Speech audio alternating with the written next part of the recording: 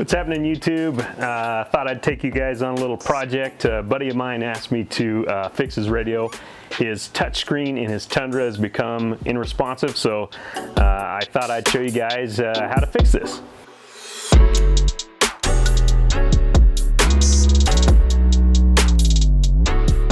You can see the display's all cracked up there.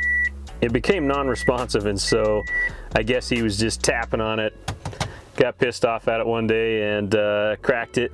So that's how it looks. All right, guys, so this is going to be a first for me. So I haven't actually changed one of these screens before, so we're going to learn this project together. Hopefully I'll be able to give you some helpful tips. I've done a lot of radio work and a little instrument cluster and other car stuff, so definitely should be able to tackle this no problem. But first, I'm going to get started by pulling the radio out. All right, so to get this radio out, it's actually pretty simple. A lot of people think you need to pull these panels off or other dash panels, but you actually don't. You start by pulling this lower piece off here that has like your auxiliary input and that kind of stuff in it, and then you pull the heater control display out, and then you actually pull the radio out. Okay, so on this model I actually found that this little hook tool works pretty good to get the plastic started. So that you don't scar it up too bad, you can actually just use this little hook tool and stick it there in between the two plastics right there on the corner, and just kind of stick that in there like that just at the beginning, and then you can take your flat-headed screwdriver and fit it back there a little bit easier. And then once you get this edge out like here, so you've got this out, and you've got this out, you can kind of just use your fingers from there on out. You really only need the screwdrivers to kind of get it started.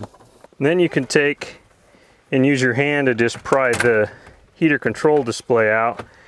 And then if you look up under there, there's two 10mm bolts that you're going to unscrew. Okay, so there's a couple more 10mm bolts right back up in here that you've got to get. Helps to have this long extension. Take your flat-headed screwdriver and undo all the little wiring harness on the back of the radio. All right, so now that we got the radio out, it's time to change the screen on this thing. So I'm going to take it inside, take it apart, and we'll install the screen. All right, guys, now it's time to change this screen here. You can see just how lovely and cracked this thing is. So it's nice to have some jeweler type screwdrivers. I use these Cobalt ones here.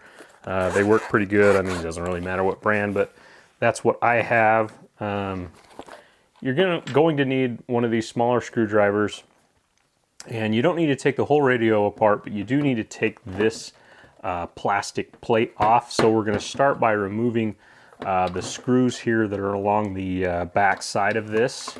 So I think you just have the 5 here. So you've got the four screws that go along each corner, and then you've got this 5th screw up here, I believe, needs to come out as well.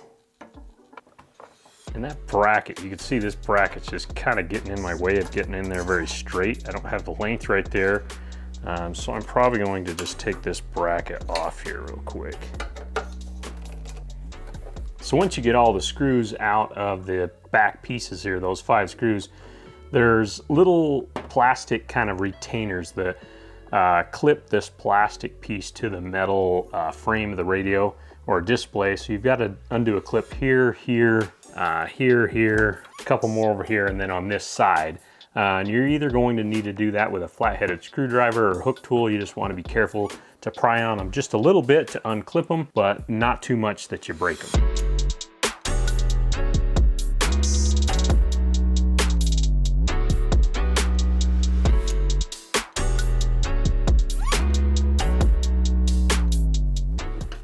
So you just kind of work your way around the radio there, undoing all the fasteners, and then you just carefully pull this out. It's going to have a couple ribbons inside here that you want to be careful not to pull too hard and damage one of the ribbons. And that's what you have in here. These are the 2 ribbons. They're going to clip basically in these little things here. You've got to undo the little clips and pull those out. Right, to undo these ribbons, you pull this little thing up, and that allows you to pull the ribbon out of there. So you basically just kind of reach in there and pull up, and that flips up, and then you can just pull the ribbon safely out of its little connector. All right, so now it's time to remove this stuff here so that we can actually get to the touchscreen. All right, now we're at the stages. We're gonna pull this little protective cover off the back here and then undo any ribbons. They come off just basically the same way, it looks like, as those main two ribbons. Undo any other ribbons, take this little cover off, and then take those screws out of each corner there and pull the touchscreen out of this little holder.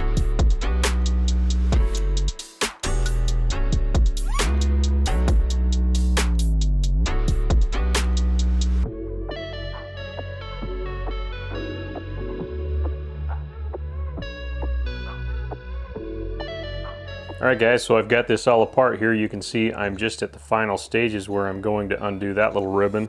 You undo this ribbon just like you do the rest of them, and that's what connects your touchscreen to the rest of the radio there, is just this one little ribbon. See, that's got some broken glass on it. We're gonna need to take some lens cleaner and clean that off so we don't have any fingerprints or broken glass or anything on that display there. Okay, so I picked up a couple items to make this a little bit better of a job here. I picked up this screen cleaning kit and then also some new double sticky tape here. So the new screen doesn't come with any double sticky tape on it. I'm just gonna cut a couple little strips that'll go along around all the edges there so that it sticks to the screen of the display. All right, so I'm taking the screen cleaner and this little microfiber cloth, spray it on the screen directly so that I can remove some of that broken glass that's on the screen. All right, so I've got the screen all cleaned here with that microfiber cloth, and then I've got my double sticky tape on the new touchscreen here. And just because I was worried about the double sticky tape being too thick, I cut my strips out at the desired width that I wanted them, and then I stretched it a little bit before I put it onto the glass there. And then you wanna make sure when you're putting this on that you line this little ribbon up exactly with the position of where it goes. You don't want to get it on the wrong side or flipped upside down. So you want to make sure you're careful about lining that ribbon up to the screen. Position it perfectly into place. Now the new touchscreen comes with this protective plastic on both sides, so you want to obviously make sure you remove that protective plastic before you put it on the screen that's on that side. I've left this protective plastic on here until I'm ready to put it into the radio.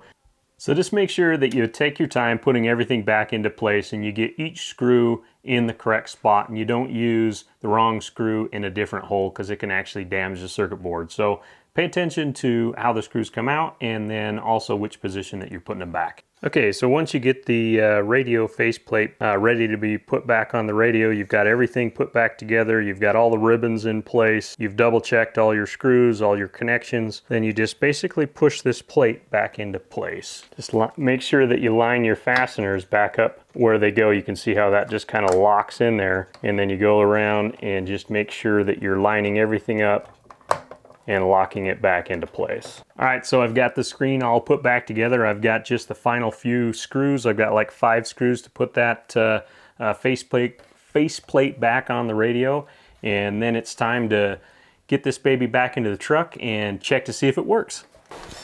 All right guys, so that was successful. This thing is working perfectly. The touchscreen display is doing exactly what you're supposed to do with it. Everything seems to be lined up just right. I'm not having any issues with any of the controls, so looks great, works perfect.